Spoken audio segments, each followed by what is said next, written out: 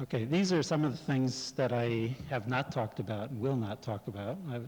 Didn't have time to talk about infrared detectors. Magnetometers will be talked about tomorrow. Dr. Farris this morning talked about broadband instrumentation, and Dr. Bedard now is going to talk about digital signal processors in computers. Next slide, please. Okay, this is, now I'm going to say something about the future. And the next slide is about hybrids. Already with lower temperature superconductors, some devices have been made that have used a combination of semiconductors and superconductors. And this is a two-terminal device in which these are superconducting films on the surface of a silicon wafer, which is doped so that, that there are impurities put in the wafer so that it's conductive. And the superconducting pairs tunnel down through from one of these superconductors over to the other one by going by way of the semiconductor. There was a three-terminal device, a transistor-like device made with this structure on the surface and with a control gate on the other side that was made in Japan. And this device worked like a transistor, but the problem with it was that it required about 100 millivolts to switch the device on. And as I told you before, the voltages available in the lower temperature superconductors are on the order of 2 or 3 millivolts. And so this was not a practical device. However, now with the higher temperature superconductors, the voltages that will be available are voltages that are large enough to have significant effects on semiconductors. So this type of device may be closer to reality. Another way to make a hybrid is to have a chip that takes advantage of the peculiar and important properties of transistors and diodes, but also includes on the same chip some Josephson devices which can make use of the AC Josephson effect, for instance, or the periodicity that I talked about in the case of the squid. So there are new functions, I think, to be found, and it's at this point people are just beginning to try to think about what new possibilities there are. Another way of making a hybrid is to use superconductors for what they do best.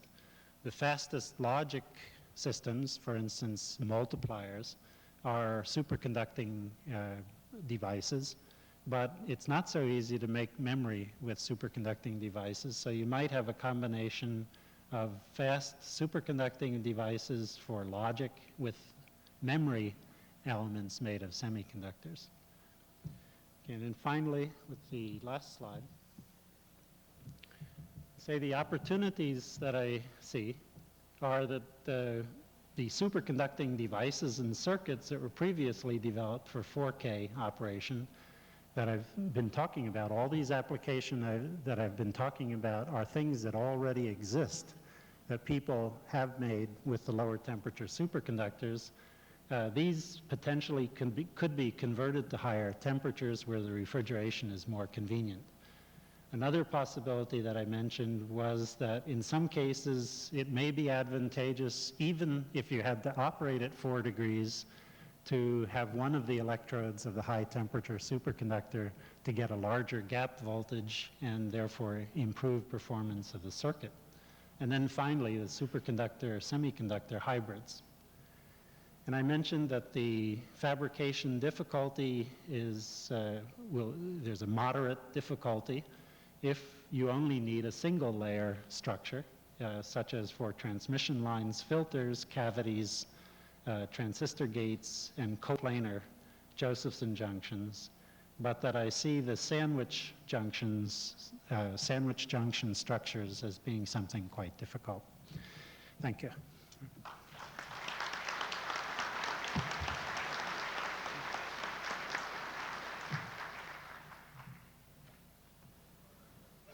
Thank you very much, Professor Van Duzer.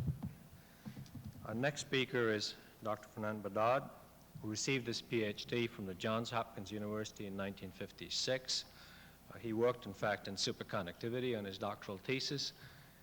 He spent 3 years at the University of Cincinnati as a faculty member before joining the National Security Agency in 1959. He's been with that agency since then. Dr. Bedard has continued his work in superconductivity, particularly in exploring Josephson devices and Josephson phenomena. Along with that, he's had a very strong interest in applications of superconductivity in one form or the other. Of all the people I know in the federal agencies, I think he's the one who, more than anybody else I can think of, has played a key role in stimulating activity at universities and industrial labs in the application of superconductivity for very high performance devices and circuits. So it's a pleasure to welcome him and hear from him what he has to say about applications in computers or electronics in general.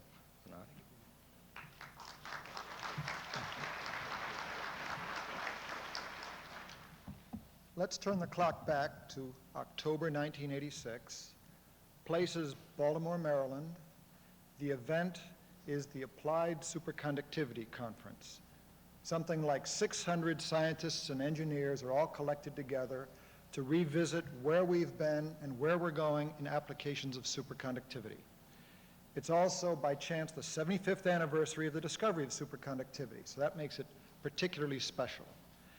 As you review what's happening, you note two separate things. The magnets people seem to be doing pretty well. The people in magnetic resonance imaging are putting out product. High energy physics people are putting accelerators together and analyzers. When you look at the electronics people, the small scale people, it doesn't look quite as successful. You have squid magnetometers being used in the laboratory. You have a small venture capital outfit that is developing squid magnetometers for medical applications. The radio astronomy folks have put in superconductive mixers into their radio telescopes. Bureau of Standards has indeed done a beautiful job on a voltage standard. Sodic Ferris is promising a very high performance oscilloscope. In 1983, what had happened was that the digital people found themselves in a much reduced state. A major effort on developing digital computers in Josephson technology was dropped back to a research mode. That kind of dampened the work, and that dampened a lot of the enthusiasm. You should note that the Japanese, on their own, decided that they would proceed further ahead. The technology, first slide please, that you were looking at said operate at 4 to 10 Kelvin. You were working at well below the critical temperature of your materials, and you were praying for the day when that arrow would go up. It's October of '86, wending its way through the publication mill as a paper. Bednortz and Mueller, IBM Zurich, have said possible high-temperature superconductivity in copper oxide. It hit the scientific newsstands with a resounding whisper. A Japanese group picked it up, looked at it, and verified that indeed it was a superconductor. And from there on, the race was on. Next slide. You're now in October. It was done in April. Next slide. Next slide. That's January. Next slide. It is now February. You're sitting at 94 plus Kelvin. You've got a chance to take your breath. There are indications that there is a higher temperature material that maybe you can look at today, but that one is rock solid. Everybody and his brother can make it. The scientific world is ecstatic. The theorists are frantic. The experimentalists are exhausted. And the applications people are delighted, but they don't know what to do with it yet or how to go about it. What happened to you? First thing that happened is you broke through the liquid helium barrier. Namely, you've gone into the domain where liquid neon, should you like it, is usable, and that has 50 times the boiling heat of helium. If you like refrigerators, you're in a domain where refrigerators are robust, cost-effective, and quite efficient. And if you like liquid nitrogen and what's not to like, you are now up in the domain for some electronics applications for liquid nitrogen. So the people in all superconductive systems technology are delighted. It looks like they've got a winner, namely they can develop superconductive systems, maybe, which will operate in a much friendlier refrigeration environment. Next slide. But that isn't all. For the first time, you now have the opportunity to glue together an honest-to-God hybrid.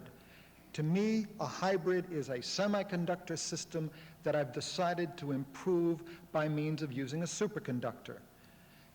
But there's a third category of thing that I can do, namely, I can put together a joint semiconductor superconductor system which has a function and a performance that neither technology alone could have done, and we will see examples of that. So now, before we charge across the minefield, what I want to do is I want to bring you to a pause and a halt and go back in time and reflect on the history out of which this electronics came. And there are two reasons for doing that. One is technology lessons ought to be learned, and a second one is there are other types of lessons to be learned. Next slide. Okay. Next slide. Time is 1955. A DOD engineer, Dudley Buck, came up with a very creative, ingenious idea for making a digital switch, a so-called Cryotron. He exploited the fact that if you take a superconductive wire, which that tin yellow wire represents, and you branched it down into two legs, and then you applied a magnetic field by means of a coil to the left and the right leg, you could do the following thing.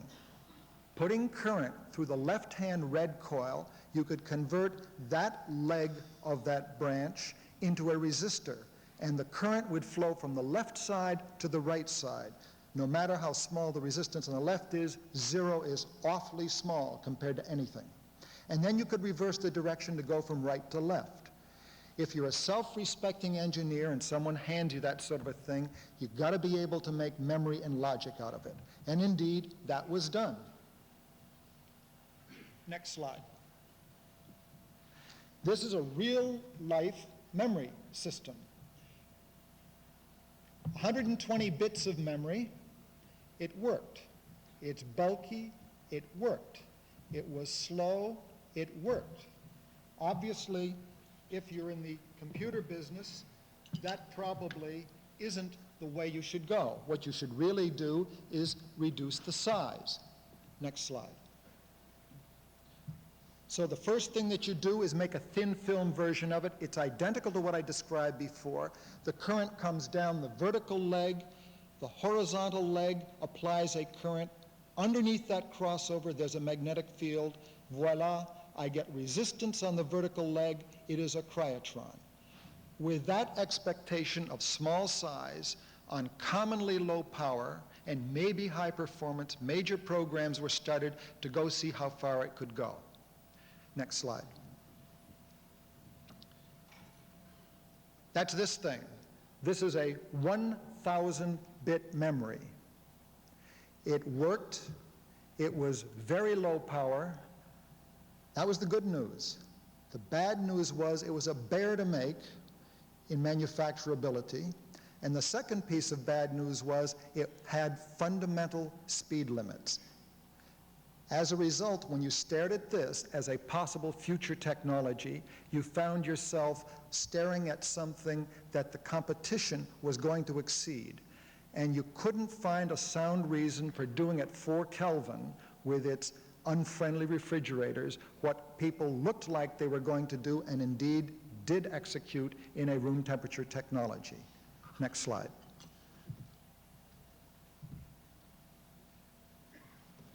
You don't forget those two. The next breakthrough showed up to beat the speed limit. That was with the creation of the Josephson Junction device. Next slide. As Ted has explained it to you, that device switches from a zero resistance state to a finite voltage state in a very short period of time. The words like picoseconds show up. And now, what the devil is a picosecond? Admiral Hobby answered some congressional committee a similar question. She was asked, what's a nanosecond? How long is a nanosecond? And she said, about yay long, namely about a foot. That's the distance that light travels in 1 nanosecond. So how long is a picosecond? About yay long. That's 1,000th of a foot. That's the distance that light travels in the length of time that that little devil can switch. As a consequence, you have now gotten through the speed behavior or limitation of your previous technology. You have kept the very, very low power of it. And the third thing that you have as an advantage is you are looking at zero resistance wiring.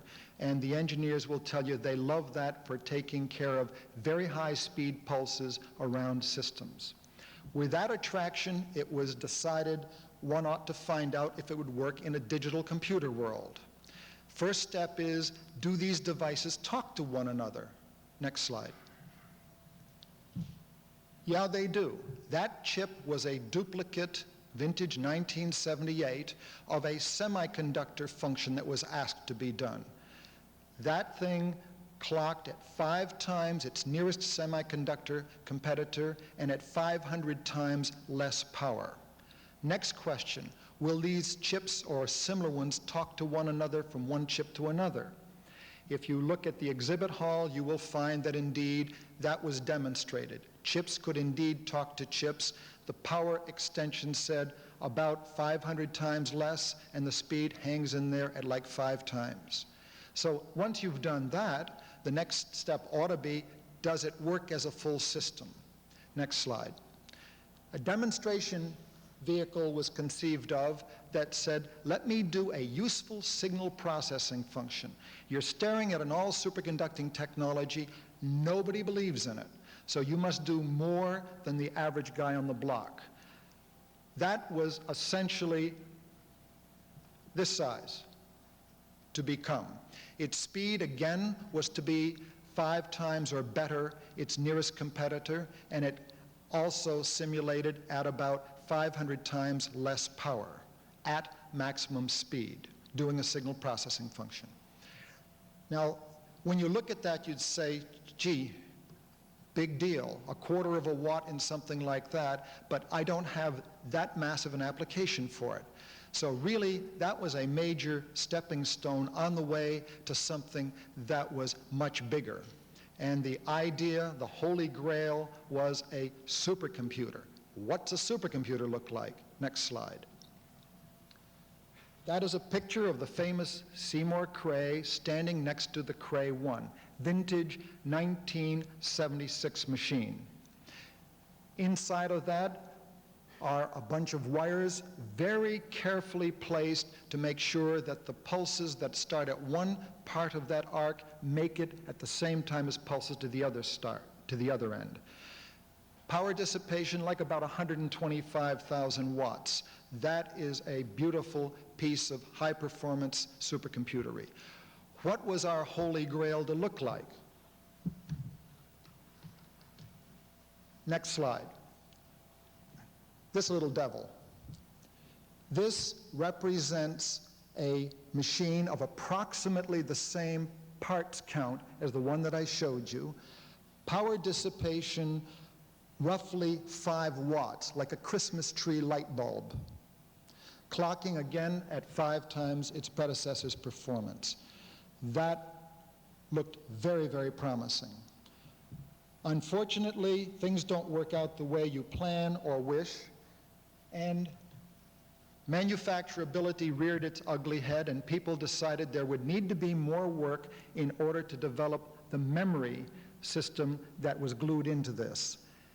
When you projected that time frame and looked at the competition, and then looked at the requirements/needs, there appeared to be no sound reason at the time to proceed ahead and push the technology. So it was reverted to a research mode. Next slide. First bullet, I think, is very important. No technology will survive with one major practitioner. You've got to have cooperation and collaboration.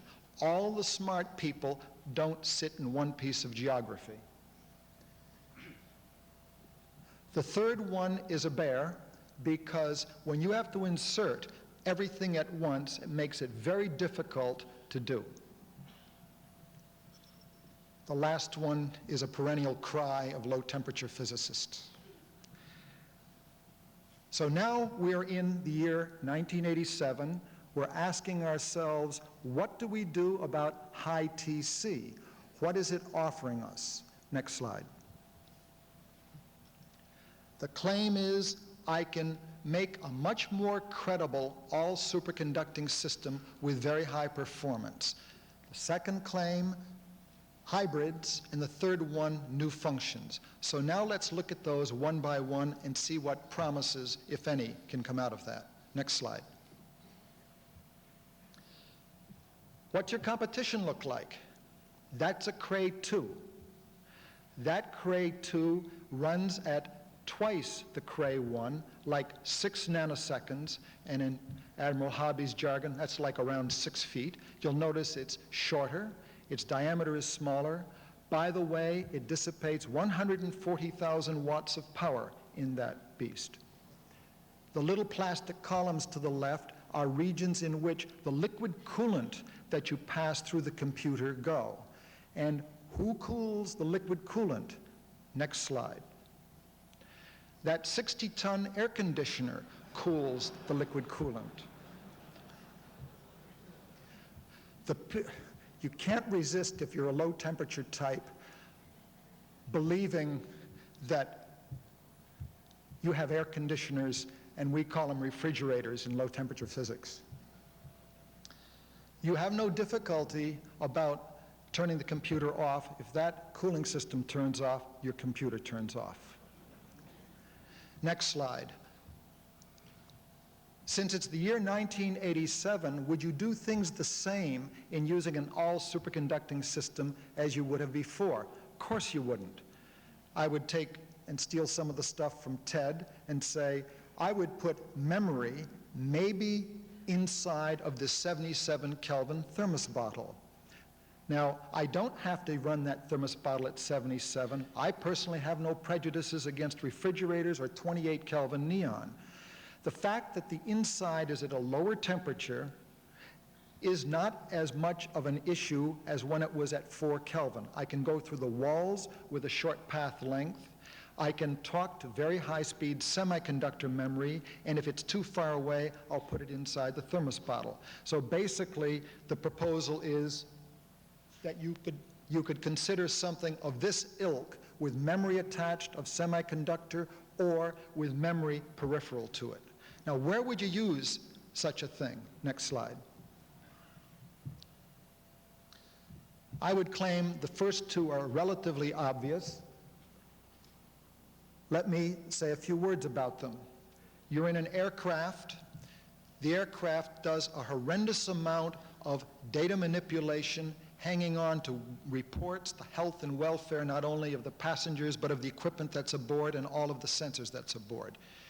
If you took something basically of this size, or a shrunken down version, you put that in a picnic jug of neon or nitrogen, it would last for about 1 day. And if you didn't like this because it was too much compute power, this is about 3 weeks worth in the picnic jug. The environment that I set up for you was one that said, would you like to put the performance of a Cray 2 into the cockpit? Right? If you need that performance, then you have a problem. Second, the power consumption is an issue.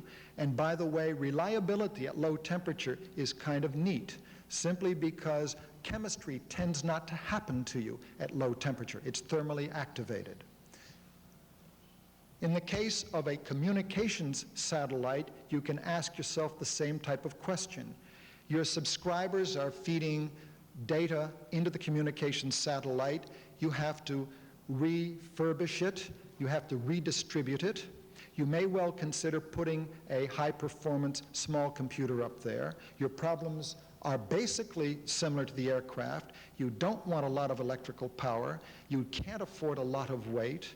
And by the way, 77 Kelvin is essentially room temperature up there. The other applications are ones that are always around, and you can annex to the list. You could probably triple it. The applications for high performance really keep increasing with time. Next slide. Let's look at the so-called hybrid. And let's look at just the first two items on it for a second. Next slide. I'm building a high-performance computer. I don't build that with a handful of chips. There's a whole bunch of them in those systems. When I put them onto a package of the system, I end up with chips on a board distributed across the entire board. Now, my problem is that I've got to get from the bottom right corner to the top right and sometimes to the top left. If I do that in a very high-performance system, those pulses ought not to degrade and get sloppy on their way. In general, what I do is compromise between how far I would like to travel and how far it makes sense, and the width of those lines that carry that information. And very frequently, people will put 17 or more layers of interconnect lines to make it around that system.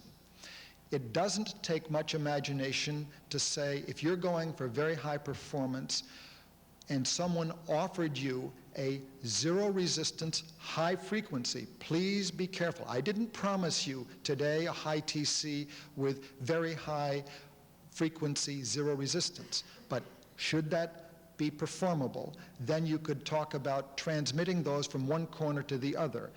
The other benefit that you might get from that is your lines being of zero resistance would not have to be as fat. And so you have a fighting chance to shrink the vertical profile of those umpty-ump layers to maybe several, which manufacturability and cost all enter in.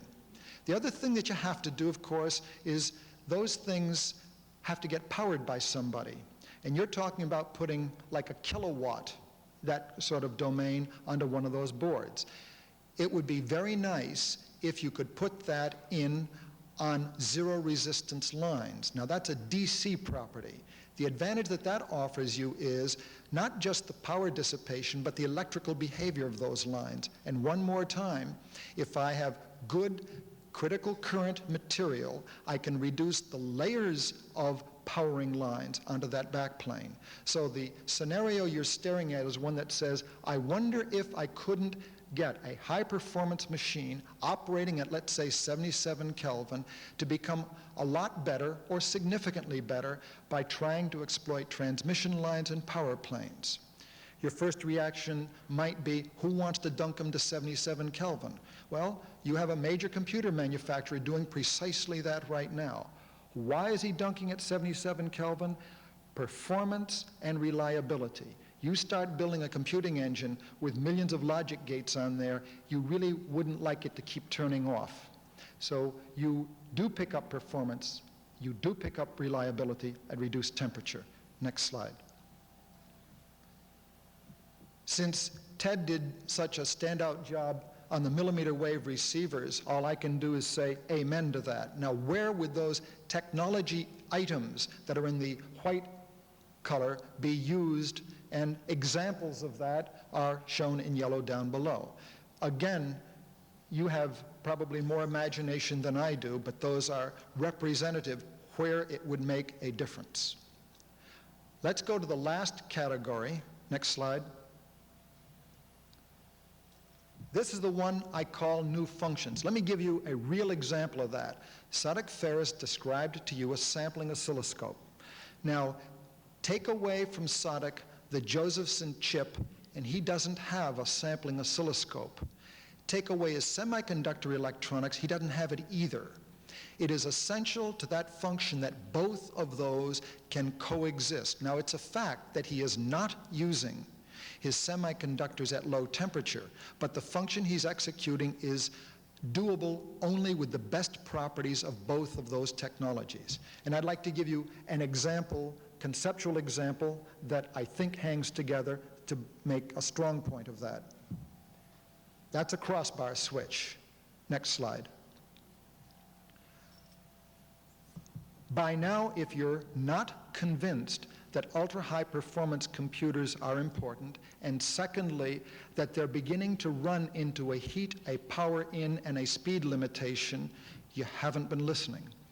The solution that people have begun to address with more and more attention is one that says, if I can't get one of them to go at horrendous high speed, can I get a bunch of them working together in joint computing to work at high speed? One concept for doing that says, let me take a large collection of computers, like 1,000 of them. Now, you're not visualizing, you're not supposed to visualize 1,000 Cray 2s, but 1,000 more modest processors, and I want them to compute on a problem, but to do that, they need mutual access to the memory, because one guy puts data in there and the other guy has to pull it back out. To do that function is non-trivial, because to make the interconnection fast enough so that you don't keep tripping over it is very difficult.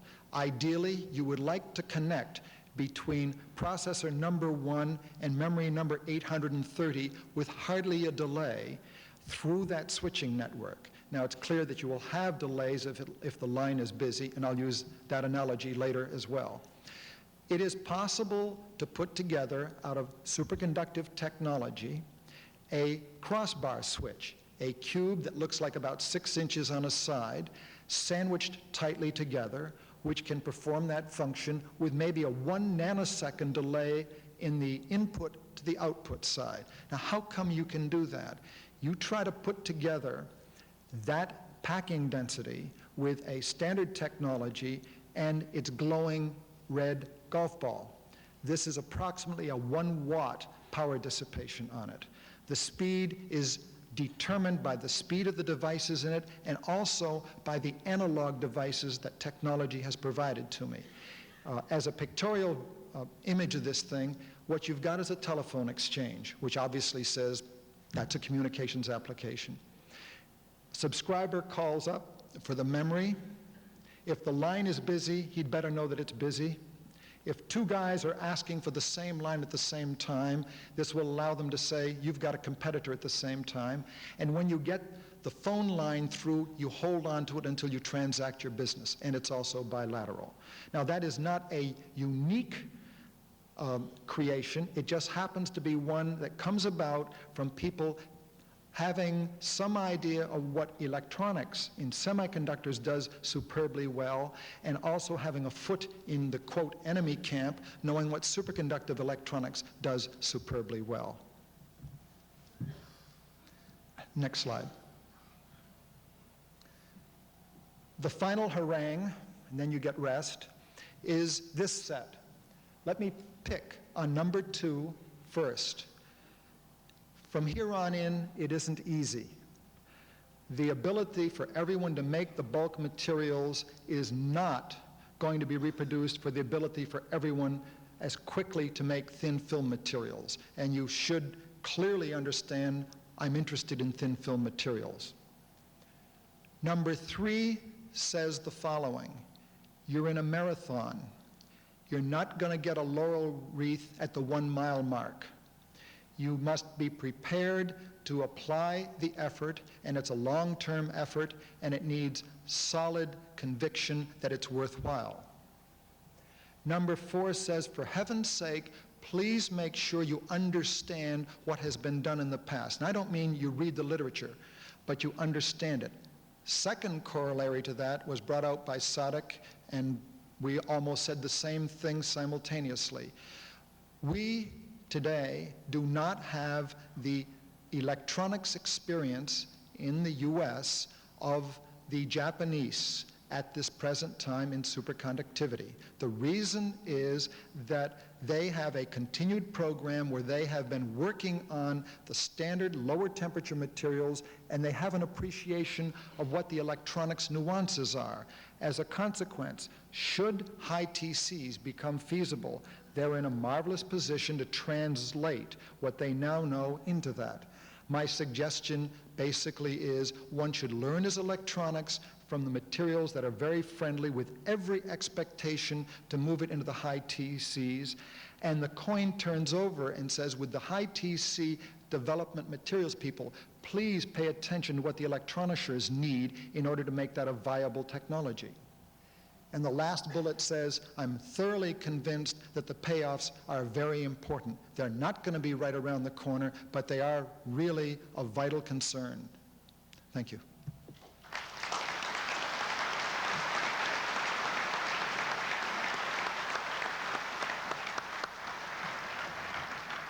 Thank you, Fernand.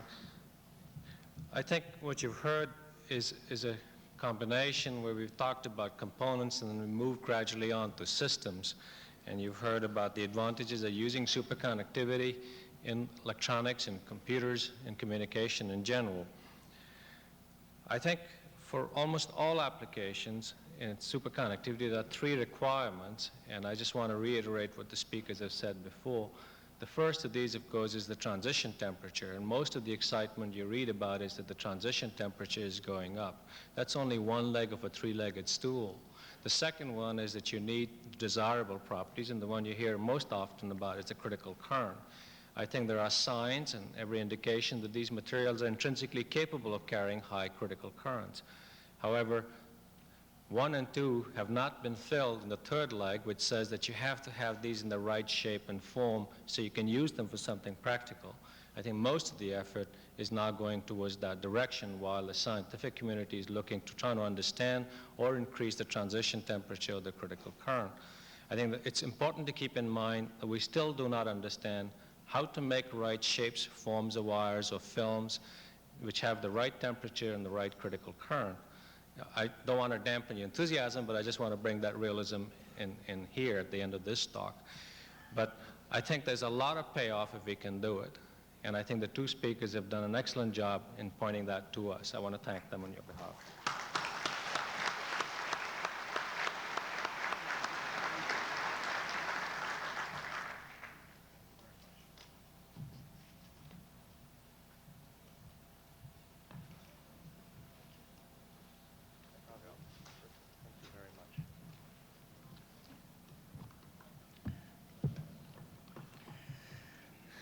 Ladies and gentlemen, we're running this like a marathon. There are no breaks or rests.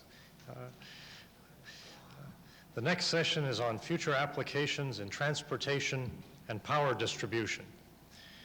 And appropriately, the session chairman, Dr. Floyd Culler, has been the president of the Electric Power Research Institute, EPRI, since 1978. Before that, Dr. Culler served 30 years with the Oak Ridge National Laboratory and has experience and received special recognition in energy research and development with particular expertise in the nuclear field. It gives me a great deal of pleasure to introduce Dr. Floyd Culler. Dr. Culler.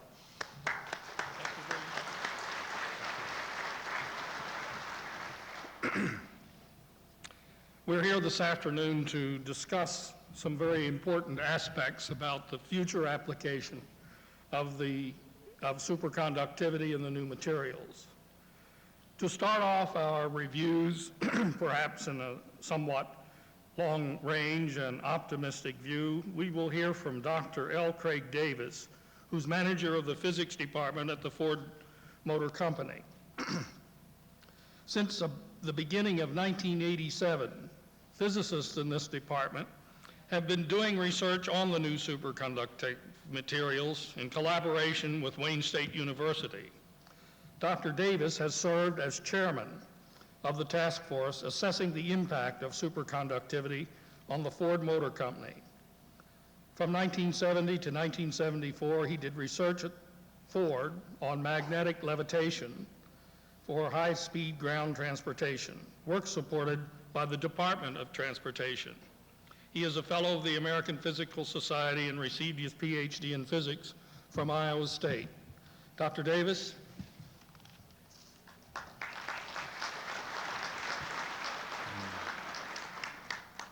May I have the first slide, please?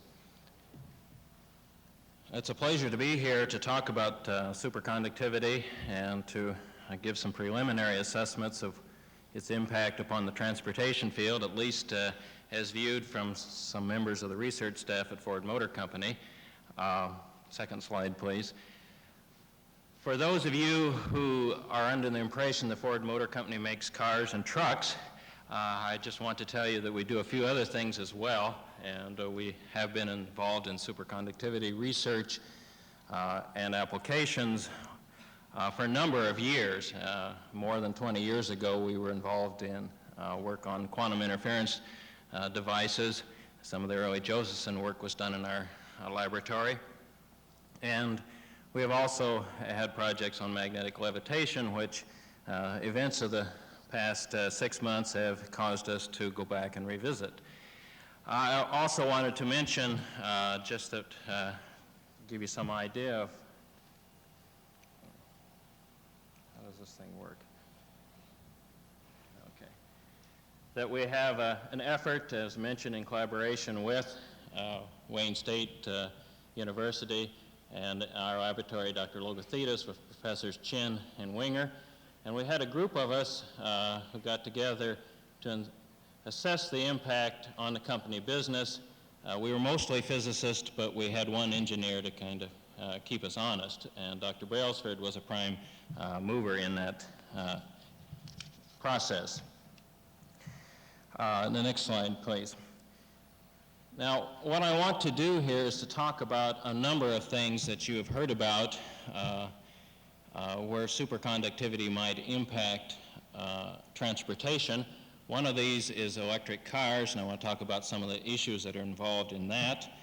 I want to talk a little bit about magnetic storage for vehicles and some of the issues there. And some of the remarks I'll have are perhaps of the nature of realism or perhaps the nature of a challenge. And then I want to go on to talk about automotive applications and the potential, very long-range potential, but one that could, at least for our business, be very important. I also want to talk briefly about manufacturing and give an example where magnetic fields are used in manufacturing of one of our products and where superconductivity could be important. And then to end up by talking about magnetic levitation, which is certainly something that was near and dear to our hearts a number of years ago and would be exciting to see come back. Now, I've pictured here a research vehicle. This is actually a concept for a vehicle to be built as a part of a project which is joint between our company and General Electric. It is supported by the Department of Energy. And just to show you some of the components on electric vehicles, it's pretty obvious that we've got to have some batteries. This is shown, for example, with the sodium sulfur battery. We've got to have some power conditioning equipment, the DC to AC inverter, and then a way of converting electrical energy to mechanical energy in a transaxle here. And the question is now, if we go through this vehicle and replace the copper in it, for example, with superconductors, and perhaps we're thinking here of superconductors that work at room temperature or ambient temperature, what kind of improvements in this vehicle could we expect? The next slide, please. Now here we give just some of the places the energy goes in a vehicle and as a percentage of the energy used at various speeds. This actually was for an earlier vehicle, which was a compact car, an Escort electric vehicle, early part of this project. And these were measured at a variety of speeds and also over a federal urban driving schedule. As you can imagine, the aerodynamic losses increase as a percentage dramatically as the speed goes up, and other things stay more or less constant. Rolling resistance as a percentage goes down slightly. These other things maintain a more or less even amount. The next slide, please. Now here is a schedule of where the energy goes, and it looks like it needs to be focused a little bit from here. For a particular speed, 55 mile an hour, now this has been determined for over the entire speed range and, as I said, over the driving cycle as well. The first two parts of this are from essentially the electrical system. This is starting with the battery and watching the flow of energy get down to the wheels, essentially. The inverter and the motor, and this has all the wiring wrapped up into it, are very efficient already. And you can see the efficiencies, and these are about the same over the federal urban driving cycle. And so you can see right away that if we somehow make this part of the system more efficient, it's going to help, but we're not going to get things that are, say, of a factor of 2. We're going to get things that are more in the 10% range or so. That a lot of the energy goes into the mechanical things, into wheel losses, and into things such as rolling resistance and aerodynamic losses as well. Now, there is one possibility here that's not shown on this slide, but we have a lot of kinetic energy here that we could regenerate. And at present, we don't have a good way of doing that. There's about 30% of the energy here we could recapture and bring back. And of that 30% of the energy, we get half or less now because, again, we have to sort of go back through this cycle. And there may be ways of using superconductors to make that a more efficient process. But for the moment, if we put aside then the possibility of regeneration, what does it mean then to make realistic estimates of how this will affect the range of the vehicle? If I may on the next slide, please. I took a vehicle here, this conventional electric vehicle, and with, say, lead-acid batteries, it might have a range of some 50 miles If now we took all the resistance, say the copper, out of the system, why, we might add a few miles to this range. One simulation that we did showed only about a 4% increase, which always seemed kind of small to me till I went through this process that I just described. And if we get very optimistic, say we have no losses at all in our electrical part of the system, then we get a range of, say, 64%. So these are certainly important. I would improve the vehicle if we can get room temperature superconductors. However, it perhaps is a little disappointing we can't get a factor of 2 out of that, which would really make the electric vehicle much more attractive. So we're really dependent still upon getting a good battery so we can store a lot of energy. The point is that electric cars are very efficient, very well designed vehicles at present, and so we're running up against a very well designed system.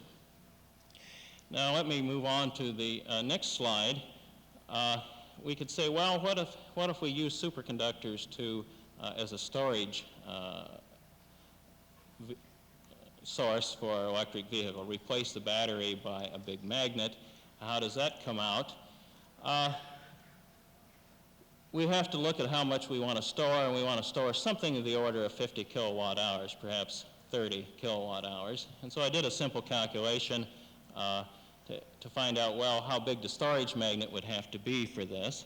And so we took a nominal field of 10 Tesla. Now that's higher than the kind of fields that we heard earlier today in storage magnets, although for these new superconducting materials, that's not a very high field at all. But take this as a representative field, and then calculate, well, what volume of magnet do you need? This is a simple calculations. It's basically the square of the magnetic field divided by a couple of constants times the volume has got to equal 50 kilowatt hours.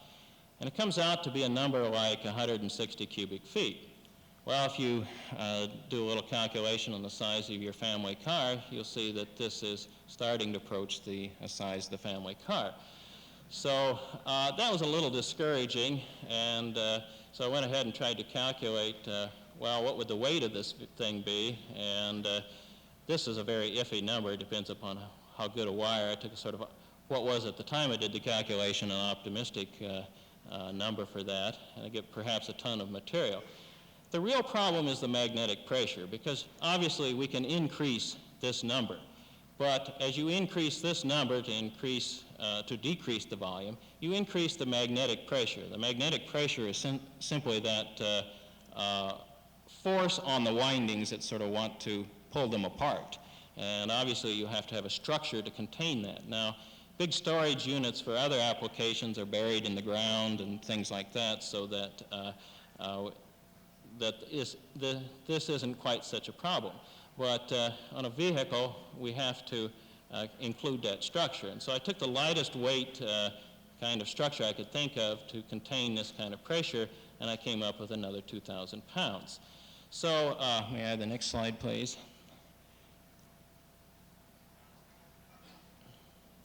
The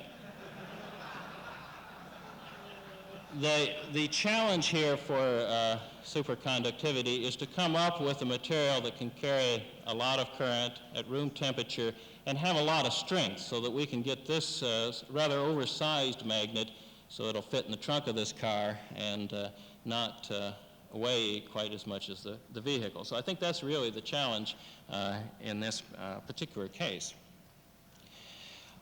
Let's move on to the next slide then.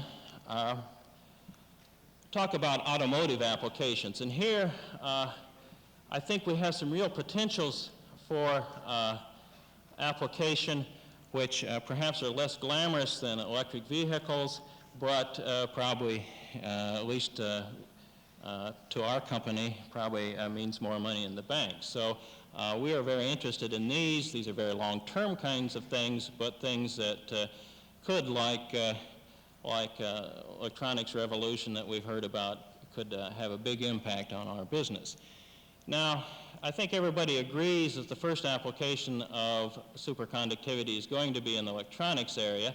And does that affect our automotive operations? Obviously, it affects other parts of our company that are in the aerospace business, but does it affect our automotive applications? And initially, you would say, well, the kind of electronics we're talking about for superconductivity are high performance electronics, high-speed electronics, high density, and these are things that aren't really the requirements on a vehicle. A vehicle wants things that are cost-effective, that are rugged and durable. But if electronics become cheap using superconductors and pervasive, then I would suspect they will eventually find their way, this type of electronics will find their way onto the automobile, and the increased capacity or ability to do computations or to control things will be important. A second thing that I heard mentioned as a possibility is collision avoiding radar. And I have a feeling that here the issue is not the radar detector, but other issues related to, again, to cost and to things such as false alarms and when to warn the driver and when not to, and when to, how to distinguish things with varying radar cross-sections that you don't want to hit. Another thing, wiring harnesses. Now here's a real application that if we can make wiring harnesses that are, say, lighter weight or cost competitive with the present harnesses, this could be very important. There's an awful lot of wiring in a car, and just incremental differences in cost or performance can make a big difference in the overall system. So that's a possibility that we may see in the long term if we get good wires out of superconductors. Again, they have to be something that can operate at ambient temperatures. I don't think we're going to see, at least in the near term, liquid nitrogen on the family car. We might be able to see that on large trucks or something, but probably not likely on the family car. Another area which I think is probably the highest potential of any of this is in electrical mechanical devices. By that I mean motors, alternators, and actuators, things that once we learn to make superconducting magnets and motors, this could be very interesting. Next slide, please.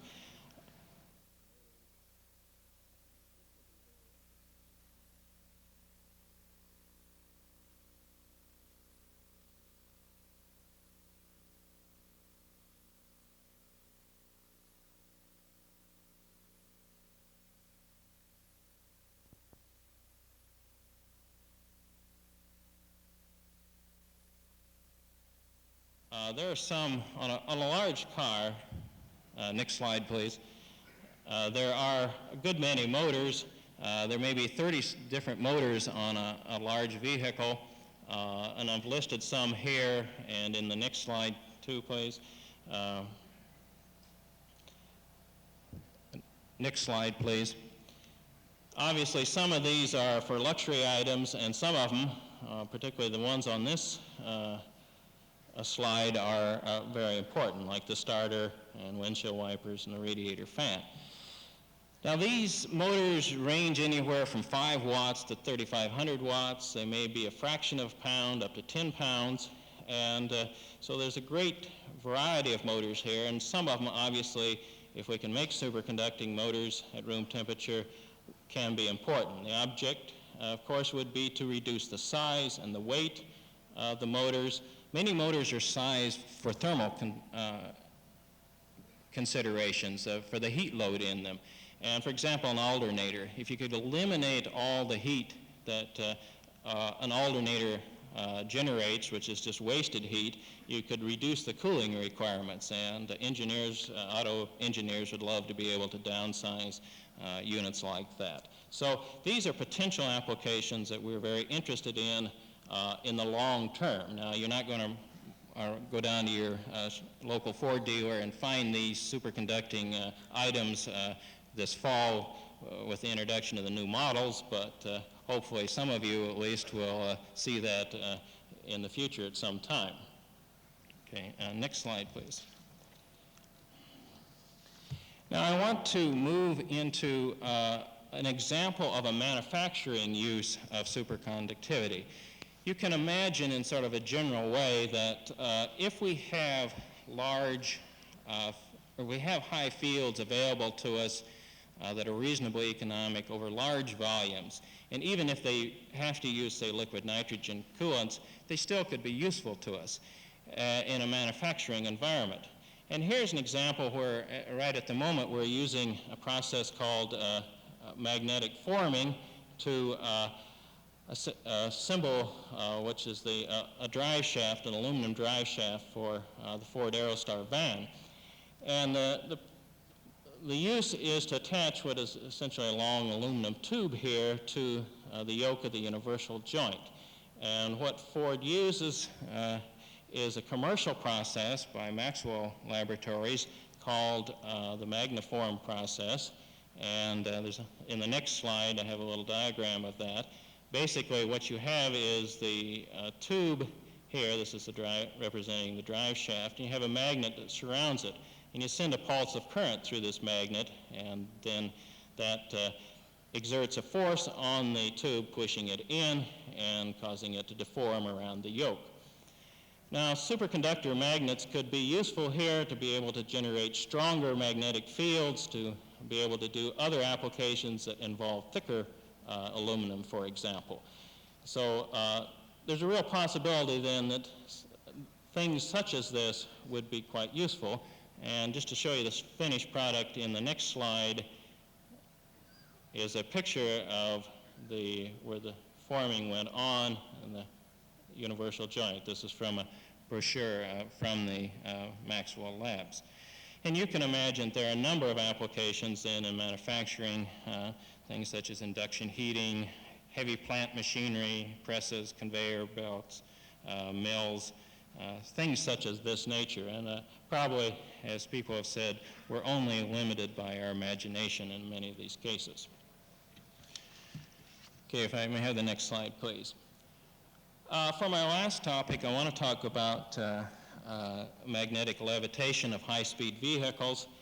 We were, as I indicated earlier, involved in this back in the early 70s, and I made a list, more or less from memory, of countries that were involved, and I've probably forgotten a few here, but these are some of the principal players back in that time.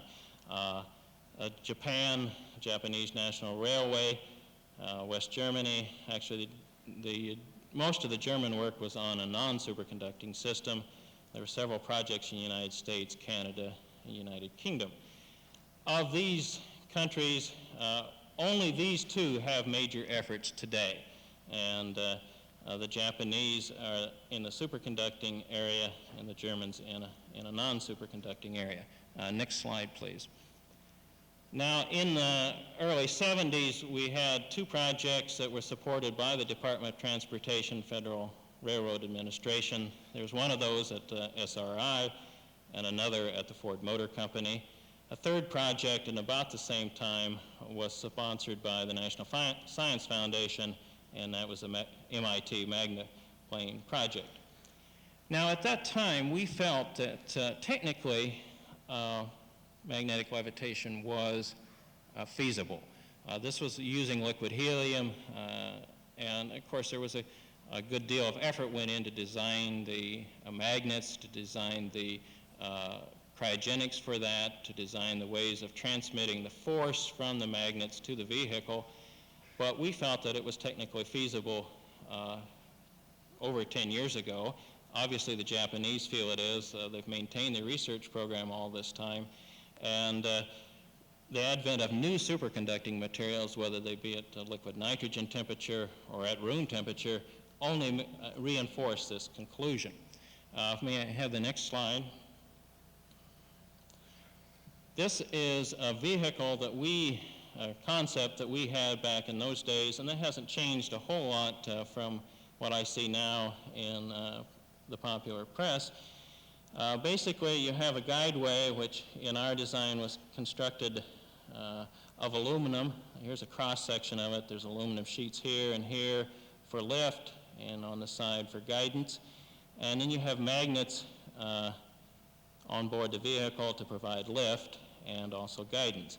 Now, since the track in this case is a normal conductor aluminum, this vehicle has to be moving at a certain speed, say about 70 miles an hour, before you've generated enough eddy currents in the track to lift the vehicle and to guide it. It had to have wheels for low-speed applications. Now, if we really take a leap of imagination here and say we're going to someday be able to make superconductors that will superconduct at 100 degrees F, and you can make big sheets of it, or coils, as in the Japanese system, economically, we could, in fact, put the entire track superconducting. That's a real leap of imagination at this point, but perhaps in the future that would be possible. What would be the advantages of doing that? The advantages would be that, well, low-speed operation would be improved. In fact, it would levitate standing still, as, in fact, I guess there's a demonstration outside that would show that. It would also reduce the amount of drag on the vehicle, magnetic drag, so that it would operate much more efficiently. However, if you look at the economics of this system, and we did some studies back in the mid-70s on this, that most of the cost is in the guideway. That the vehicles represent only about 10% of the cost of the system, and of that, maybe about 10% is wrapped up in the magnets. So from an economic standpoint, the superconductors are not going to make a big difference in the economic feasibility of this kind of system. It certainly affects the technical feasibility. So there are economic and political problems which would have to be solved for that. Okay, my last slide then, please. Oh, next to last slide. This was an early JNR research vehicle. They now have vehicles that are 3/5 commercial size. About 3 cars together, quite a bit bigger than this, but this was an early one that demonstrated that. And the final slide, please. I've listed here some of the conclusions from our assessment then. As I mentioned, there is modest improvement of the electric car. Again, we're still waiting on having a good practical battery, and there are many on the horizon. Magnetic energy storage, at the moment it looks like for a vehicle that takes too much volume and too much weight, although maybe we'll get a very good material which will make that an inaccurate prediction. Automotive applications, as I mentioned, give us some good superconducting motors and alternators, and boy, the company will be very happy. There are some manufacturing processes, such as magnetic forming, which could well benefit from this. developments.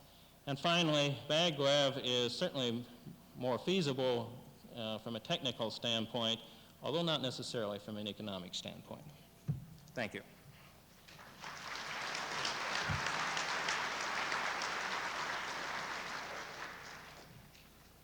Thank you very much, Craig. There are other systems that deserve some attention in the future for application to transportation. Basically, the possibility of recharging a battery, onboard battery, in a moving vehicle with induction coils and such that are buried in the roadway, a system that is being studied and sponsored in part by the National Science Foundation, the Department of Transportation, and at times the Department of Energy. At the Electric Power Research Institute, we have some association with this, although not actively supporting. We are actively supporting the development of battery-driven vehicles. As Craig clearly indicated, the possibility of a personal vehicle or even a very large truck or lorry with an onboard superconducting storage system at the moment rather beggars the imagination because of the restraining force that is required to keep the magnetic device from pushing itself apart. The next area for discussion is that in the application of superconductivity to the principal uses within the electric utilities. To review this, Dr.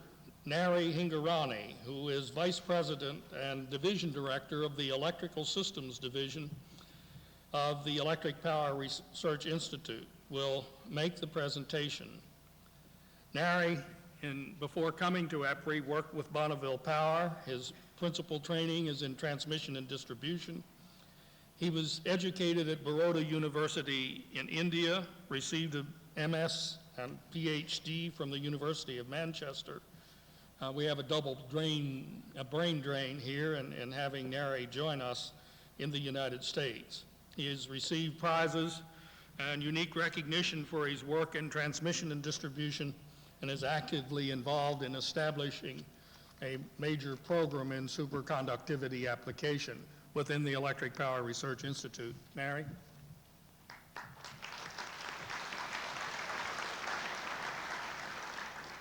Thank you, Floyd, ladies and gentlemen. I'm truly impressed by and thankful to Dr. William Graham and Dana Fitzpatrick and many others for organizing this historic conference, not to mention the fact that I was truly impressed by our president along with the secretaries to appear before lunch and show support for what is truly a historic event. I think we'll all remember this in future as the beginning of something new. I hope that it is just the beginning of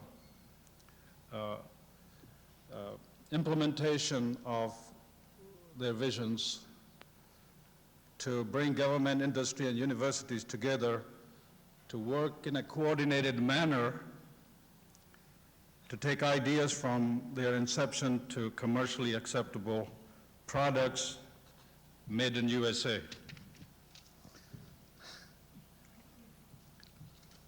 I will, of course, address to the area of application in electric power systems, although the superb organization that I work for, Electric Power Research Institute, is also interested in end use, but I would not go into that.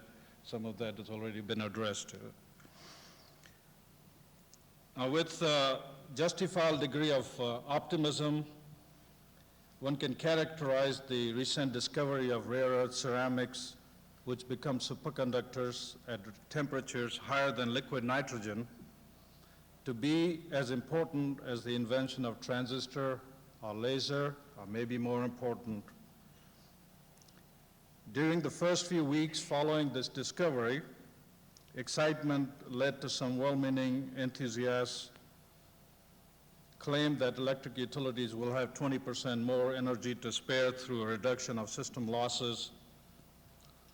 But this has now been corrected, and it is recognized that the transmission system losses are less than 5% of the total, and that it will be at least 10, 15, 20 years before the application technologies become available and generally used. But don't let that undermine the importance of this breakthrough for utility industry, and don't suppress the enthusiasm of those who seek to pursue scientific work and application ideas. It is truly a great beginning. If you consider it another way, in terms of lifetime cost, which is the present worth including the cost of losses of most power system components, the cost of losses represents about 50% of the total lifetime cost. So if from a business point of view one perceives that the market will evaluate losses, and it should, and most of it does, this is an attractive proposition for future business opportunities and jobs. Furthermore, if energy storage becomes economically viable, application of superconductivity would allow increased use of lower cost baseload generation and could reduce the overall generation capacity by 10 to 15%. Now, let us also not forget that often when new materials or phenomena are discovered, the largest benefits occur from the application of related ideas that have not even been thought of at that time. So we have to see if the U.S. will capture these business opportunities and jobs, or shall we do the basic work and let others sell us the goods? First slide, please. The possible applications for electric power systems that I envision include, and I've got 3 slides for that. This is the first one: underground transmission, generators, motors, energy storage. For the electric power systems, these 4 are the more important known applications, and I'll come back to these after a while. Next slide, please. The other ideas are known include system dampers, which are sort of few-second storage device for damping system oscillations, such as the one early version installed in Bonneville Power Administration System that was developed by Los Alamos National Lab. Fault current limiters for limiting high fault currents. Phase shifters,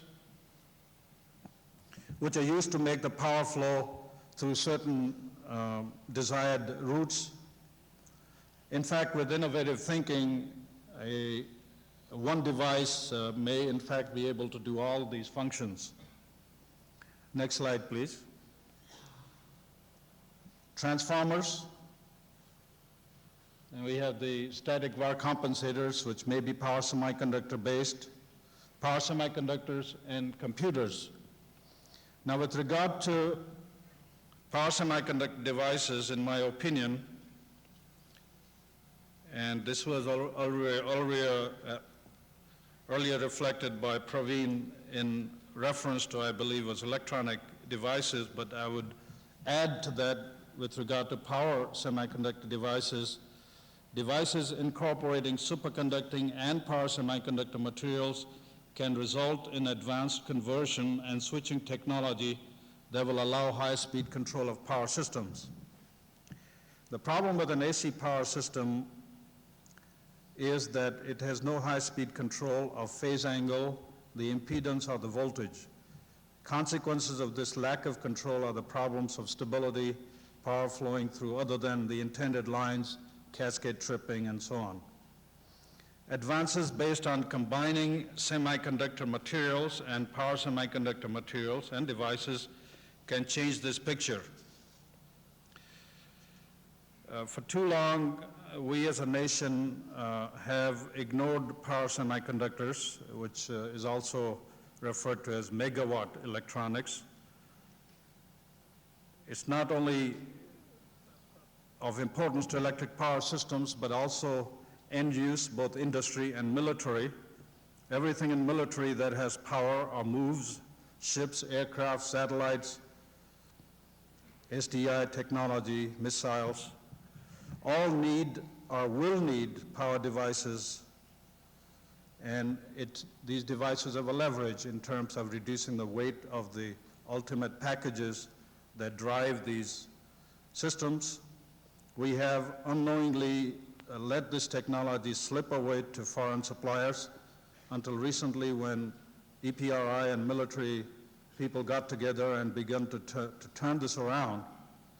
Now, given the potential leverage of superconducting on power semiconductor devices, I appeal to Dr. Graham and others to include semiconducting power devices and superconducting technology and semiconductor technology, power technology together.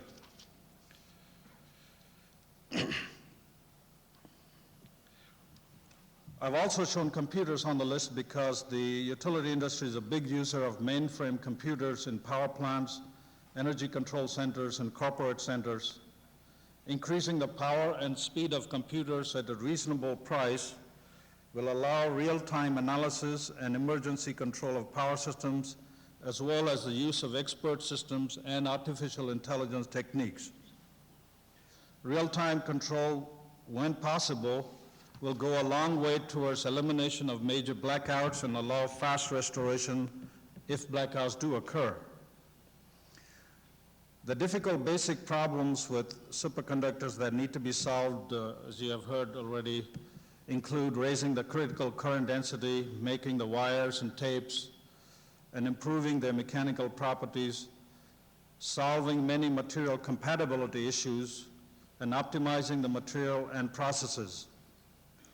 We also don't know what the 60 hertz losses, power losses would be in these materials.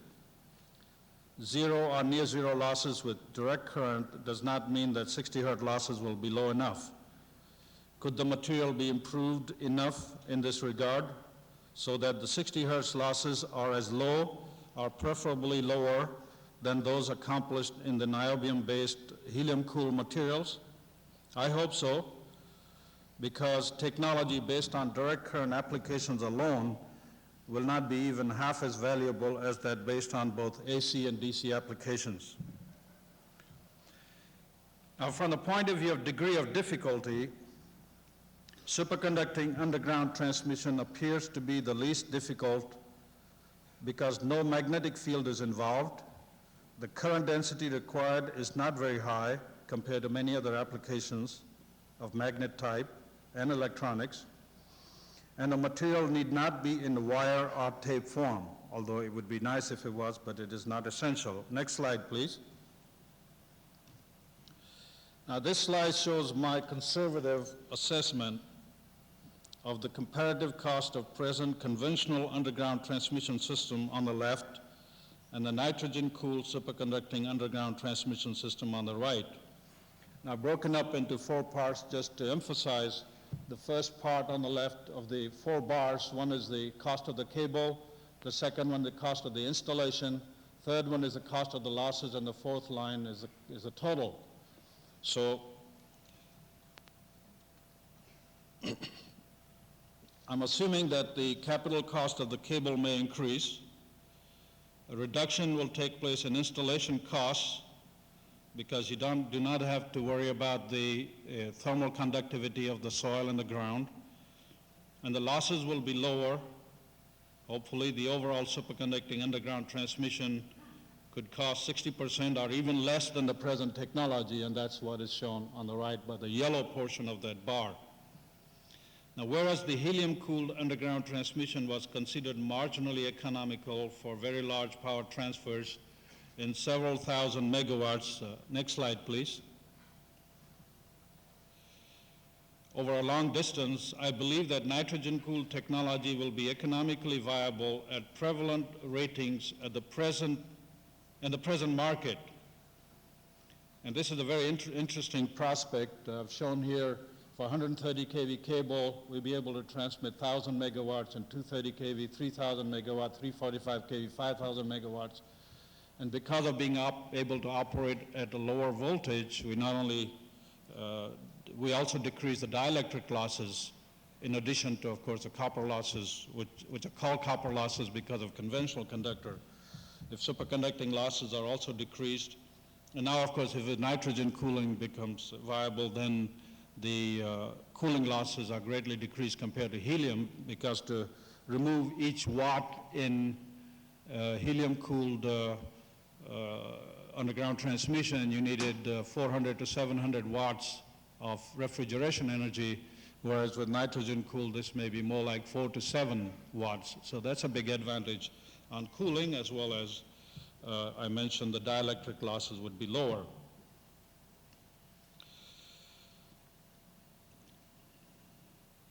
Now, is it then possible that with new superconductors and on a total owning cost basis, underground transmission with low losses will be cost competitive or not much more expensive than when compared to overhead lines? Given the difficulties of getting new rights of way for overhead lines, this possibility would be of great importance and public interest. It is therefore likely that in 15 to 20 years, underground transmission could be the normal thing to do rather than overhead lines being the normal thing to do. It can be done sooner if we're able to gather the necessary resources. And don't forget that, for example, underground transmission will require a collective focus of about $100 million over 10 years to do the job that is needed. Next slide, please. This slide shows the potential benefits of superconducting generators. Losses can be decreased from 2% to 1%. That just shows that present generators are indeed very, very efficient, but it is still meaningful. Also, because of their longer response time to power surges on the line, superconducting generators could enhance the stability of utility networks. Next slide, please. The size can be reduced to half, and the lifetime cost can be decreased to 60% of the present technology. Therefore, it becomes an attractive possibility from a business point of view. The technical challenge is, however, greater than for superconducting underground transmission, for the reasons I mentioned earlier. Now, in case of motors, liquid nitrogen-cooled superconductors possibly may impact very large-size AC motors in 5,000 to 10,000 horsepower range. However, the lower-rated motors may become economically feasible if room temperature superconductors become a reality. Next slide, please. The utility industry has a considerable interest in the use of superconducting coils to store electricity. Such coils will be charged during off-peak hours using the excess power from baseload generators, and then the coils should be discharged during the power system load peaks, thus reducing the need for additional expensive power plants by about 10 to 15%. In fact, the many concepts of power systems will have to be rethought in view if storage becomes truly economically viable. Next slide, please. Also, I want to add that if superconducting energy storage becomes economically viable, storage can have a significant impact on the utilization of energy resources, not only the conventional resources, but can also significantly improve the viability of photovoltaic generation and power system interconnections. In fact, photovoltaic generation, superconducting storage, and superconducting underground transmission are complementary technologies. Remove that slide, please. That's my last slide, and I would like to, in conclusion, allow me to convey some general thoughts. It would be correct to say that U.S. puts more money into R&D than any other country, yet we continue to lose ground in manufacture of industrial products. We have to ask ourselves why. I believe that this is because our national resources are not coordinated in terms of industrial products. If we look at a full picture of taking an idea to a commercially acceptable product and identify and coordinate various pieces of the jigsaw, I think we can win. To complement the government-sponsored basic material and engineering research, We must identify adequate and coordinated private resources for development and realistic demonstrations. Otherwise, no amount of basic work will accomplish much for the U.S. economy. We'll continue to do this basic work while others will use it and sell us their products. Therefore, under the big umbrella of basic research, we must form goal-oriented national strategies on important specific products. We must also find ways to pass on the information from basic work to U.S. entities on a priority basis, because in a competitive environment, it is not the absolute knowledge that counts, it is the incremental knowledge over the competition that gives the needed edge to win. New superconducting materials offer exciting new opportunities, and it is time to build on that momentum to assure that we do win. As a representative of Electric Power Research Institute, I can say on behalf of the electric utility industry that we're anxious to work with government and manufacturers and to coordinate EPRI's funded R&D with that of others. Thank you.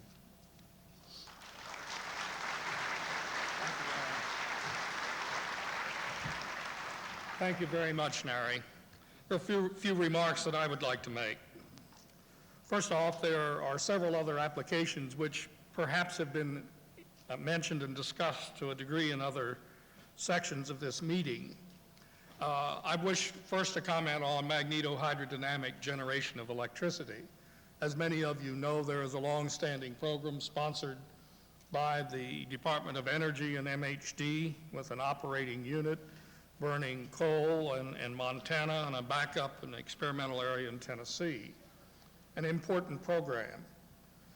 Most recently, we have had exchange meetings with the Russian Institute of High Temperature Science and Technology, in which they are reporting on the results of their 25 megawatt MHD unit that has been in operation for about 5 years.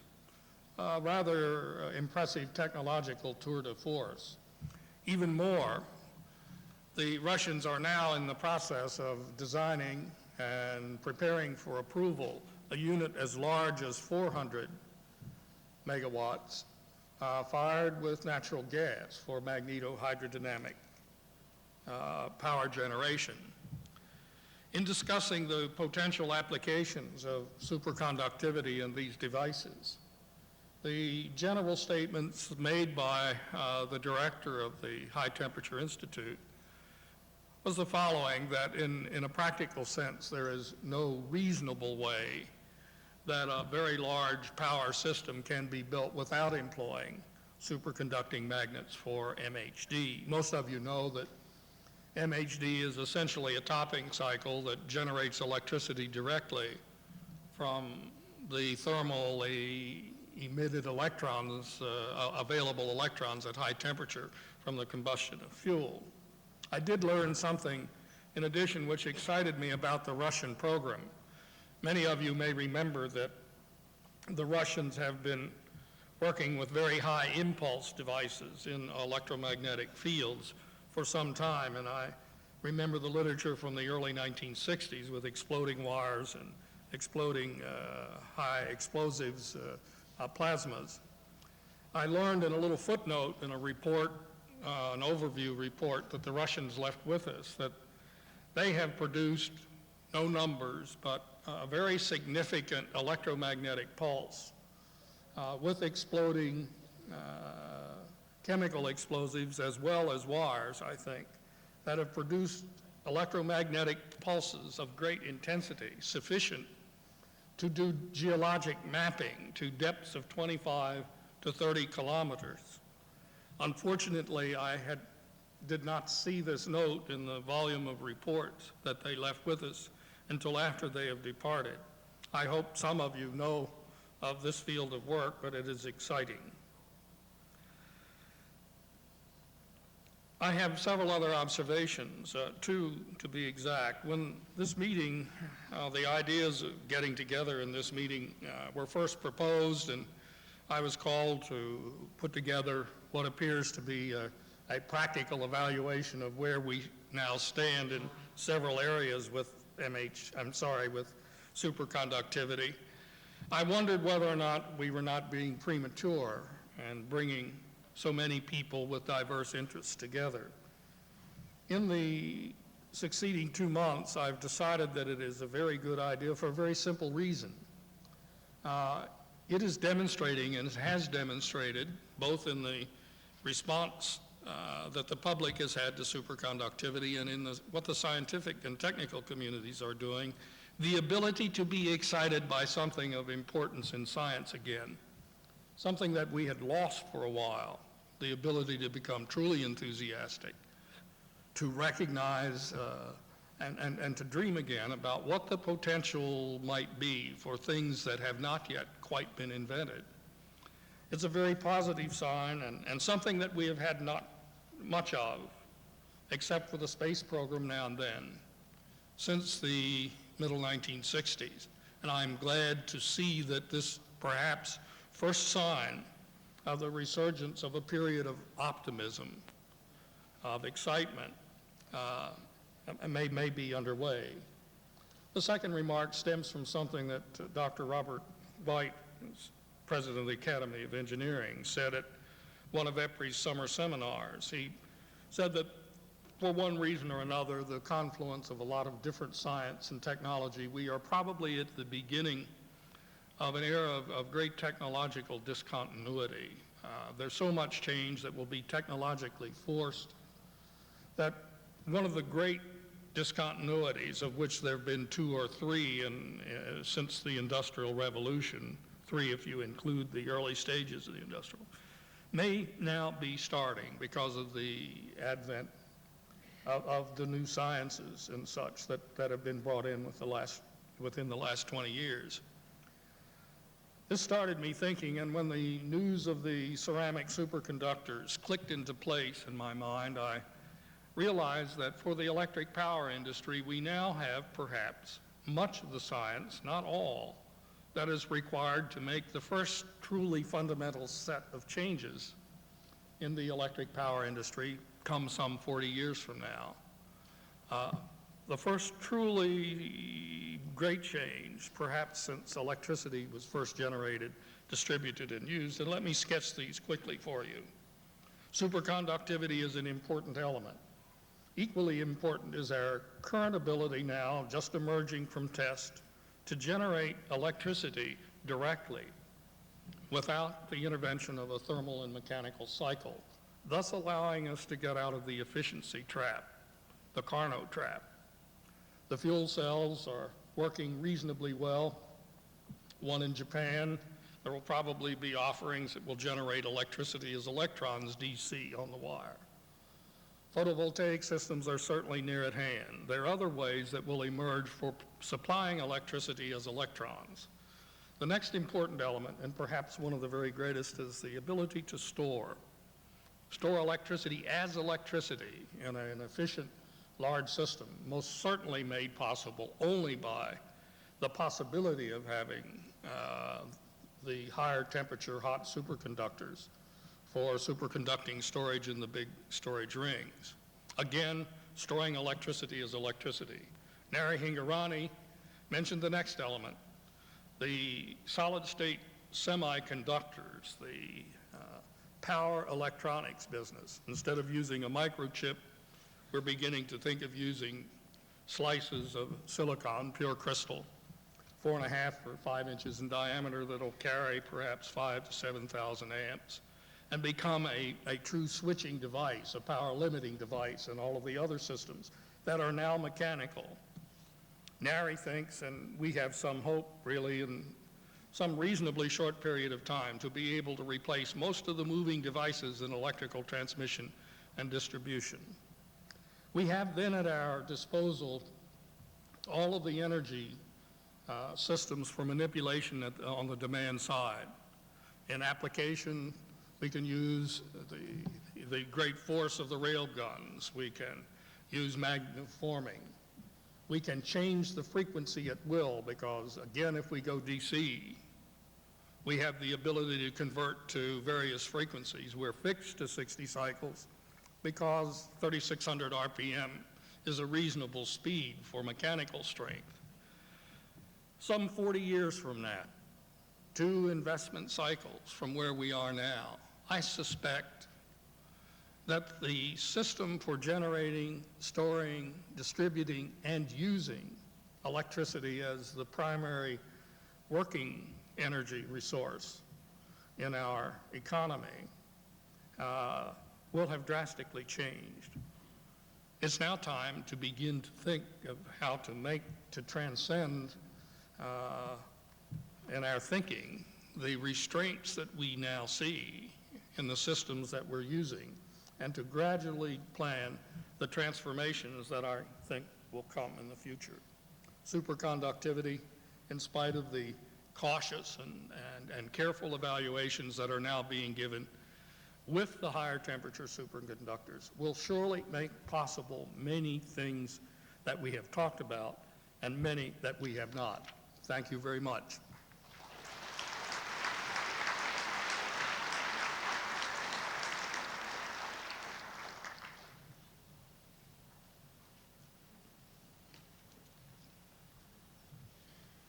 Thank you very much.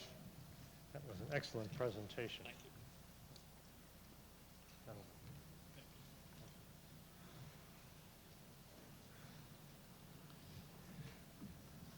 I would add only one caution, and that is, as you think about the transportation uses of superconductivity, I think it's educational to go back and look at the discussions of the use of the turbine engine in air transportation, which was first considered in this country in the late 1920s. And it was argued that on the one hand, turbine engines use a lot of fuel per pound of thrust per hour of operation.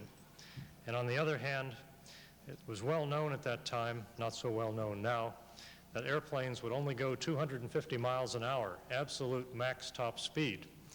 And therefore, if you look at the specific fuel consumption and the distance that you could travel, you'd find the turbines weren't very efficient. And in fact, that analysis was exactly right. Very few turbine-propelled craft are practical in operating at speeds of 250 miles an hour. And those set of assumptions, which more or less snuck into the problem, had a lot of effect over the years. And it wasn't until people in England and in Germany really made serious efforts to develop the turbine engine that we in this country began to realize that at least one of those assumptions, the top speed of flight, probably wasn't correct. And when that assumption was changed and factored in, the result has been a remarkable advance in aircraft and aircraft propulsion and transportation. I don't know that that will happen in ground transportation systems, and I certainly don't know that it will happen using superconductivity. But on the other hand, I don't know that it won't happen either, and I think we should watch our assumptions very carefully as we move these new technologies forward. It's quite possible that with fuel cells to generate electrical power directly from basically air and fuel, hydrocarbon products, bringing in superconductivity, particularly if the critical temperature goes higher, may prove to be a very practical technology indeed. The next session is a review of foreign technological advances, foreign advances in the applications and foreign views of the applications of high-temperature superconductivity, and of course the underlying scientific activities going on in that direction. The chairman of the session is the Honorable Bruce Smart, Undersecretary of Commerce for International Trade. Mr. Smart is responsible for developing trade policy, export promotion activities, export control and enforcement, and trade law and administration. Before joining the government, Mr. Smart formerly served as chairman and chief executive officer of the Continental Group, a diversified multinational Fortune 100 company. He has also served as a director of Chase Manhattan Bank and a member of the Business Roundtable and the Business Council. Undersecretary Smart.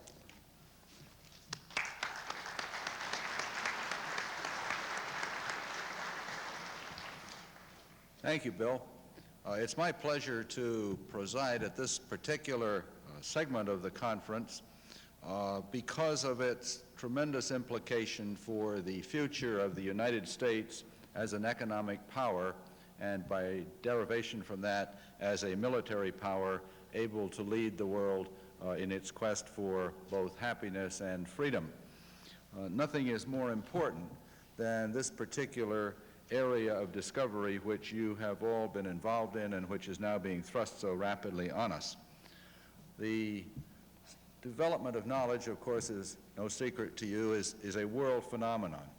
And what is found in one place aids and stimulates findings in other places, so that the basis of effective scientific research has to involve cooperation across national boundaries.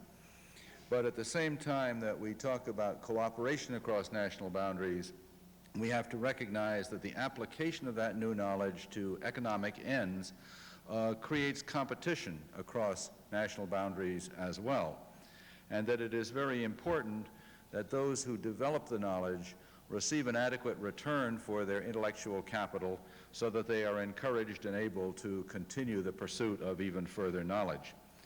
The business that I am in, international trade, clearly is greatly affected by scientific developments here and abroad. And so it's particularly interesting to have the opportunity to introduce two eminent scientists who will discuss what is happening. I hope they will say what that implies for us in two key sectors of the world. Our first speaker is Dr. Roland Schmidt. He is a graduate of the University of Texas with a doctorate from Rice. He has, for most of his career, risen through the scientific ranks in the General Electric Company. He is now GE's Senior Vice President and Chief Scientist. He is also Chairman of the National Science Board. Dr. Schmidt will talk to us about what is happening in Japan. Dr. Schmidt.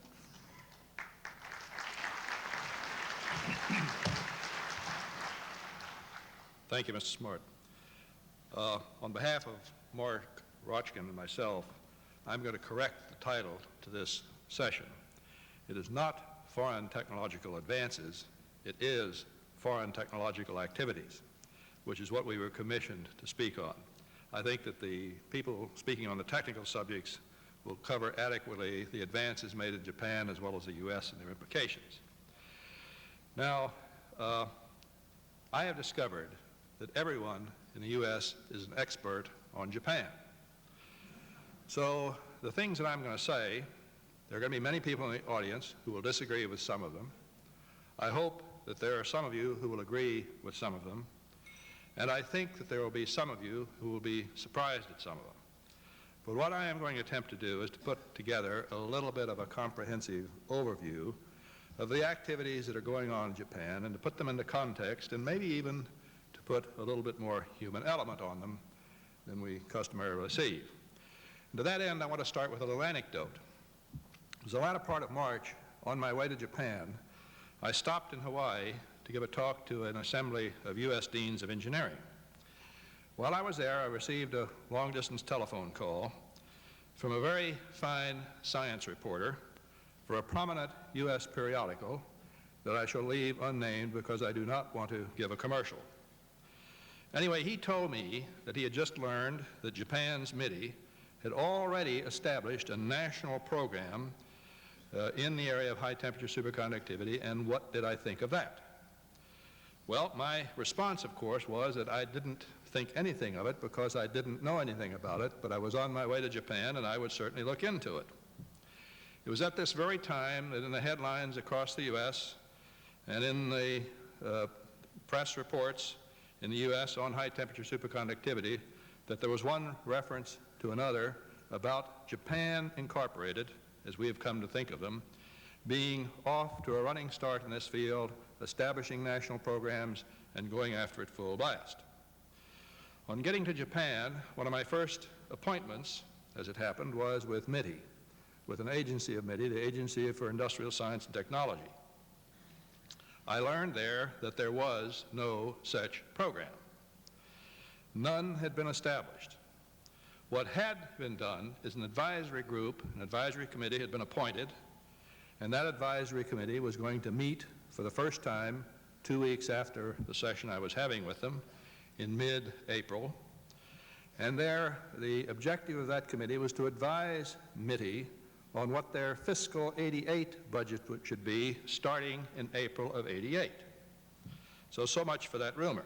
Now, interesting enough, over the weekend, in a Japanese newspaper, there appeared a report saying that another one of the agencies in Japan, the Science and Technology Agency, was going to build a $130 million, approximately 20 billion yen, $130 million laboratory for high-temperature superconductors.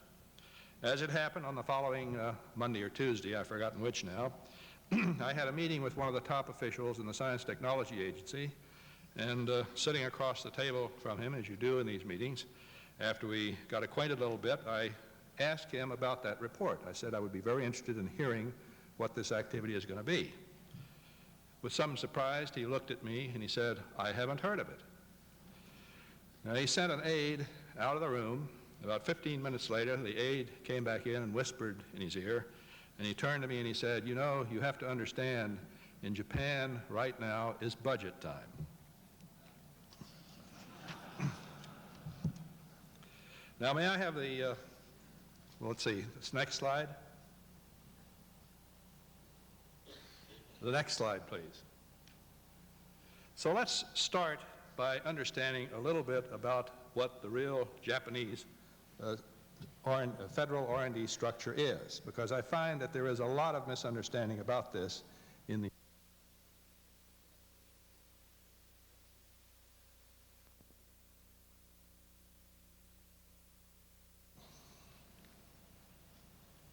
figure out how to get this thing started. Well, anyway, looking up at the top, you will see the Cabinet and the Prime Minister's office. And reporting into the Prime Minister's office is the Council for Science and Technology, which is the overall policy-making body for science policy in Japan. Reporting in to the Prime Minister's office also is the Science and Technology Agency, one of the 3 principal agencies that funds R&D in Japan. Coming down the left-hand side, reporting into the Cabinet, as a matter of fact, as a member of the Cabinet, is the Ministry of Science, Education, and Culture, a very large ministry that largely supports professors in universities, the whole academic educational system, and most of the academic research. The third principal agency is, of course, the Ministry of International Trade and Industry, the one that we hear most about in our newspapers in the U.S., and is one of the agencies within MITI, is the Agency for Industrial Science and Technology that I've already talked about. You also see the boxes labeled R&D Corporation of Japan, Japan Key Technology Center. There are a whole bunch, and I've got a couple of them listed here, of federally incorporated entities that have been established in one way or another. The Japan Key Technology Center was jointly established by the Ministry of Posts and Telecommunications and MITI. R&D Corporation of Japan was established by the Science and Technology Agency. Finally, not shown on the chart are a whole bunch of national or federal laboratories, many reporting into MITI, many reporting into the Science and Technology Agency. There is sometimes confusion in our press in the U.S. that you have to be careful about. For example, in one case not long ago, I noticed that a report was given about what AIST, the Agency of Industrial Science and Technology, was doing, and then the next sentence said, but even more important is what MITI is doing. Obviously, no understanding of the fact that AIST was a part of MITI. I have to warn you, this slide is oversimplified, but I think it will help us avoid some confusion later on. May I have the next slide, please? Japanese science policy. In November 1984, the Council of Science and Technology, the principal policy-making body I showed on that previous slide, issued what they call the 11th report, which has laid out 3 principal features of Japanese science policy. These elements, I have to tell you, are taken seriously. They are mentioned by every agency you talk to when you go in and you sit down and have a discussion with them. The first element is to contribute to basic research and exploratory research. Japan wants to break out of the mode of being a fast follower and make more contributions to basic science. And they are not only paying lip service to this, they are trying to do it. As a matter of fact, industry too is trying to do that. Hitachi, for example, has just established another of a fairly substantial number of corporate laboratories devoted to basic research. That second element, which may sound a little strange to Western ears, is also taken quite seriously. It really refers to emphasis in areas like the information sciences, the biosciences, and the like. In a sense, it's also a remnant of the environmental shocks that the Japanese suffered in the 1970s with their headlong industrialization programs. The third element, to internationalize the Japanese science and technology system, I believe, is still to be tested. Japan is ostensibly opening many programs and labs to foreign participation. They even claim that they're going to try to help solve some of the housing problems that Western scientists customarily have when they come there. I don't know how valid, how extensive, how real this is going to be. They certainly give you the impression of being sincere about it, but I think it is yet to be tested. Unfortunately, I think the U.S. is ill-equipped to test it. We simply do not have the people who know the Japanese language well enough, or enough of them, to really try to find out how strongly they believe that, but I indeed think we should. The next slide, please. This shows the science and technology-related budgets over a number of years in billions of yen. Looking at that 1987 column, first of all, the thing you should notice is that of the three principal agencies funding R&D in Japan, the Ministry of Education, Science, and Culture is by far the largest. I warn you, you have to be a little careful when you look at numbers reported in the literature.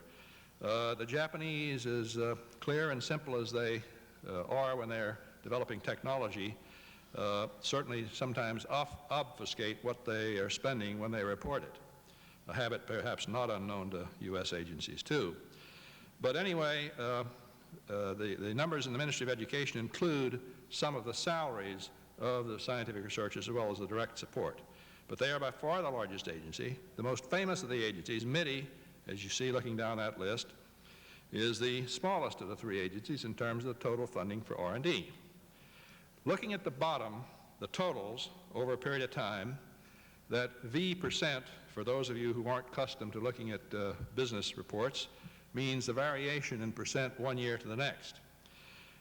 And you should notice immediately what is the most striking feature of this chart, namely that the year-to-year increases in the total federal expenditures for R&D in Japan have been going up only very, very modestly.